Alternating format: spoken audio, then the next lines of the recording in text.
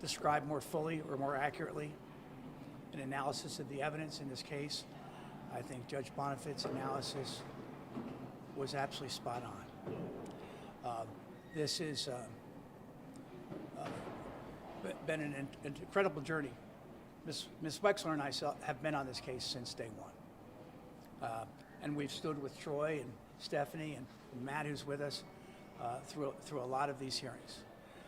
This has been a tough journey, and I think I know that we have always longed for the opportunity to go to trial in this matter. And we are going to have a status on December the 23rd, where potentially Judge Bonifant will not be the trial judge. Judge Dwyer will be the trial judge. We just have to find time on her calendar to set this in for trial. But again, we are eternally grateful to Judge Bonifant for the time and attention he gave to this matter. As was reflected by Judge Bonifant in great detail, those text messages and those phone calls told us what the functioning ability of Catherine Hoggle is right now. I'm very grateful for the assistance that was given to the state by Dr. Christiane Tellefson, who I will tell you is the best forensic psychiatrist in the state of Maryland. She's been working on this case with us for 6 years. The opinion that she gave in court a couple of days ago that Catherine was competent to stand trial was not where she was, because we've learned, and it was mentioned by Judge Bonifant, these kinds of conditions, they can change, and they're fluid, just like dangerousness is fluid, and competency to stand trial can be fluid. But we're at a point in time when, as Judge Bonifant pointed out in open court, it was inescapable when you read those hosts of text messages, and the judge was referring to a few, but there are thousands of them. And phone calls, he referred to a few, but there are hundreds of them. I also, I'm grateful for the friendship of Troy and him working with me for these many, many years. As you might imagine, as everybody knows the course of this case, our own personal relationship was a little rocky to begin with, because he was a grieving dad, and I was somebody trying to hold someone accountable for the crime of taking the life of his children. And in the early days, he was still looking for them. But I want to thank Troy for putting up with me and sort of understanding where we were coming from many years ago when we started this journey together. I'm very happy for him. And I also will say, look, if you've been in court, I did not do this by myself. The closing argument that was given by Ryan in this case, and many of you were there, was absolutely spectacular. And I was honored to join her in this journey. And again, as I said earlier, we've been together on this. I've never done any of this by myself. I've always done it with Ryan. And we also try to, because we do care about victims, do care about families. We've always tried to keep Troy, Stephanie, through Matt, who's an old high school friend of Troy's, who's a great lawyer in the county, tried to keep them apprised of what was happening in the case. So I'm very thankful for them. We have a lot of work to do. There's still a trial to be done in this matter, and I'm sure there'll be other twists and turns, but I'm very grateful that we get to take this very first important step, and we are eternally grateful to Judge Bonifant for his ruling today. I think Troy may want to say something. First, just, thank you guys, those of you who've been here a long time, those of you who came along a little later. Thank you for still being here for my kids and reporting on them.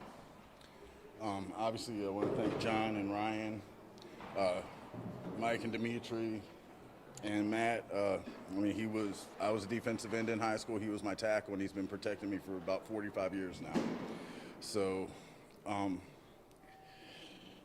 right now where we're at is just, it's obviously bittersweet.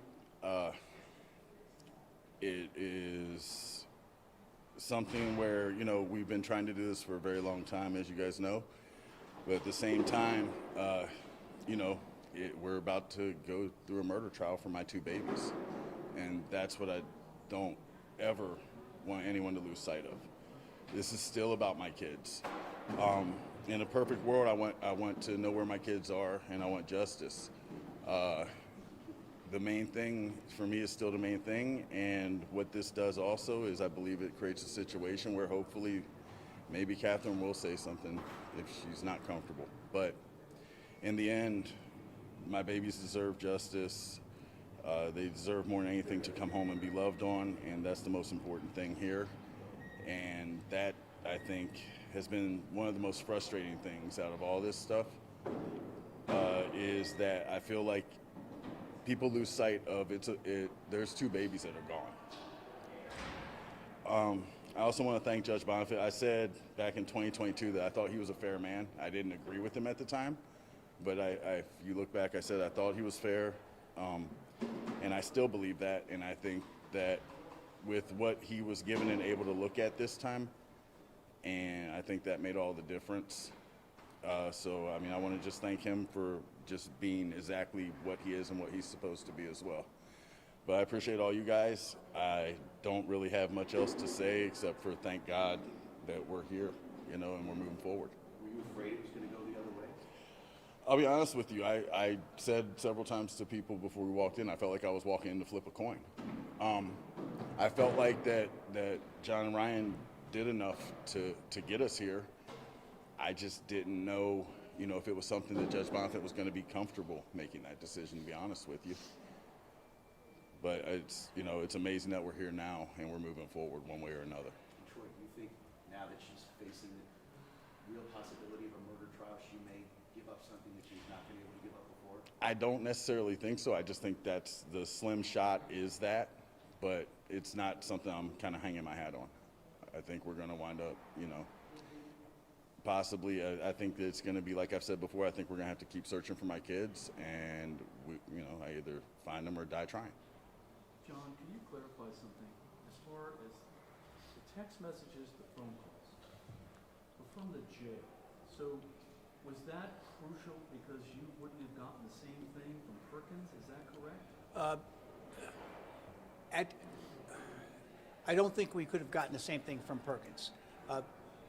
At the jail, if you are an inmate in Montgomery County, you have the opportunity to use the phone. When you place a phone call, the first thing you hear is a recording that the lines are, these are not confidential phone calls, and you're permitted to say whatever you want to say. And those phone calls are recorded. And so that was an insight, and this was said in open court. Those text messages and those phone calls were an insight as to how she really acted, what she really understood, how she was really coordinating her efforts with her attorney and in some instances family members. It wasn't us guessing, it wasn't us arguing. They were hearing the words directly from Catherine herself. And so we wouldn't have had, the calls are not recorded at Perkins. We would have not gotten them. And also, in the text messages, if you go to jail in Montgomery County, they give you an iPad. And that iPad, I think it operates from 6 o'clock in the morning till 10 o'clock at night or something like that. Then they shut it down. And you can use this to communicate with people, and that's also not confidential. We would not have really got the insight that you get into the mind of this individual that we were trying to prove was competent. I think that was uniquely powerful. Quite candidly, going up in court, if you listen, go back to what Judge Bonifant said, go back to what he ruled. He constantly kept coming back in his reasoning, hearkening to what was said in the text messages or what he heard on the phone calls. And also, when you get to listen to the phone calls, you hear the rhythm, you hear the voice, and you also are listening, I'm sure, for any kind of sense of delusions or psychosis as you're listening to it, because you can say whatever you want to say, but now you have something that's a real clear look at how she's functioning. Again, I ask you to go back to what Judge Bonifant said in court. but he had the advantage of this, and we would not have had that. And we did not have that from Perkins. When John, she is there went any back to possibility- Perkins, we didn't have that. Is there any possibility that this could be excluded because of attorney-client privilege issues if she's talking to her attorney? We don't have any record. The phone calls between Catherine and her attorney were not what we played, not what we have. Those phone calls are confidential. We didn't have them. We didn't supply them. That's not what we're listening to. The phone calls that are recorded are private phone calls to non-professional individuals that Family are in your.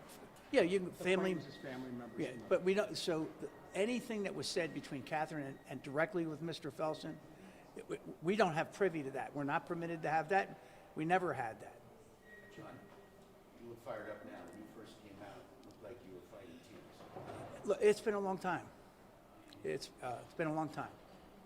And I think because we had been through this for so many times, I know what we believed. We know what we thought we heard in the messages, but it was not within our control. Do you think And there's a I chance- thought, and I also think that, look, there's only so many times you can do this. There's only so many times you can go through this. So this, to me, this was our best and potentially final shot at this. There was one thing I looked at about the text messages and calls before, it seemed like you were prepared to, let the judge go through thousands of text messages from all the members of the conversation. Can you talk a little bit more about that conversation, why you decided not to submit all of those text messages?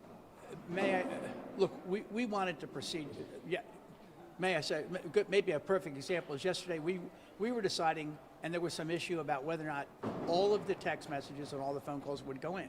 Now, if you were in court, we played a couple of dozen in court, but there are many, many others. We were not trying to cherry pick what the judge had. We wanted him to have them all. He asked a question about how many there were. Quite candidly, I think he was surprised to find out there were so many, and so he was asked us before we decided not to put that in.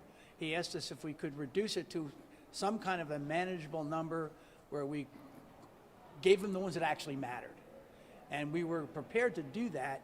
But then I actually went out and talked to the family.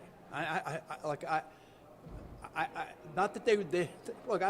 Troy didn't make the decision, but I listened to him, and I listened to Matt, and I listened to the other people in the room that were with me at the time. I listened to Ryan, because I can tell you the first person who started telling me it's how vital she is.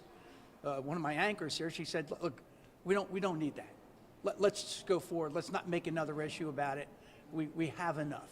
And I just said, "Look, do you want to fight this, or you want to go forward today?" And I think we got to a consensus in the back room after we discussed it, and came back in and said, "We're ready to go." Can I just ask a quick follow-up? Troy made mention of the possibility of finding the children at some point. You're going to have time before the trial. Any chance that any additional police work will be done, any additional cold case type work will be done to try to...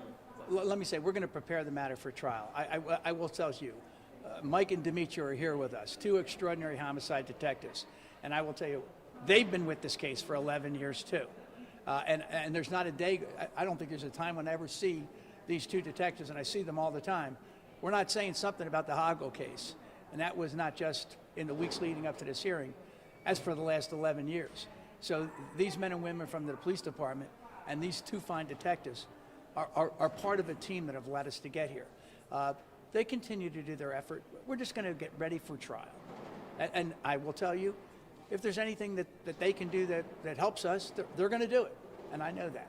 And look, people in Montgomery County are very, very blessed to have men and women on that department that are as dedicated as these men.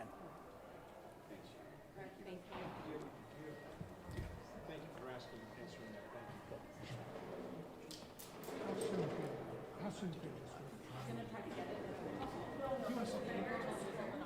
Do you want to turn it off? I'll take it. Yes. No, just a second. I'll make a written statement. So, For those who want to listen, my name is Lindsay Hoggle, and I'm Catherine's mother. I want to go on record as saying that that Judge Bonifant was very fair, that the series of findings on incompetence were explained and made sense from those decisions 11 years ago. I have been working on this case for 11 years and have been working with Troy and his wife for the past 3.5 years because I want to know what happened to Sarah and Jacob. And so I spoke with Catherine with full knowledge that it was going to be repeated, that it was going to be recorded, and she knew that. And that's why I get in trouble a lot. I'm going to push the envelope until I get the answer that I want. So I just want to make sure that everybody understands. I think this really gave a good view of the past 11 years in terms of her care. She was not allowed to have any therapy until the charges were dropped. So for the first 8 years, she received no therapy. And so I'm thrilled that she's improved since then. And I'm not giving up on an answer one way or another that we get it. And I just want to make sure that you know that I'm still looking for Sarah and Jacob and for the answer of what happened. And so I hope that we still have that communication to do so. Thank you all for coming. Hey, John, the judge said he's not going to seal the exhibits. Do you know how we're going to be able to get them? That's right.